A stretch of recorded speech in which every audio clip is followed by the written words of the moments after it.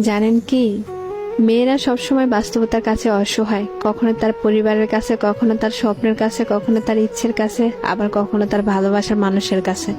জানেন কি, একটা মেয়ে তার জীবনের প্রত্যেকটা সময় অন্যের জন্য বেঁচে থাকে।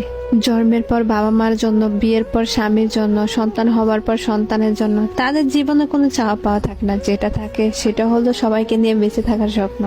মেয়েরা পারে না তাদের ইচ্ছা মতো চলতে, পারে না কাউকে ভালোবেসে সুখে থাকতে, পারে না তার ছোট ছোট স্বপ্নগুলো পূরণ করতে। যদি বাবা মার কথা মতো চলে তাহলে সে খুব ভালো মেয়ে, আর যদি বাবা মার কথা অবাধ্য করে চলে তাহলে সে খুব খারাপ মেয়ে। ভালোবাসার মানুষটির হাত ধরে সে চলে গেলে ভালোবাসার মানুষটির কাছে সে খুব প্রিয়, অথচ তার কাছে না গিয়ে যদি পরিবারের কথা মতো চলে তাহলে সে স্বার্থপর, বেঈমান। শুধুমাত্র একটা মেয়েই জানে এই সমাজে চলতে হলে কত বাস্তবতার সাথে যুদ্ধ করতে হয়। মেয়ে মানে কিছু করার আগে হাজার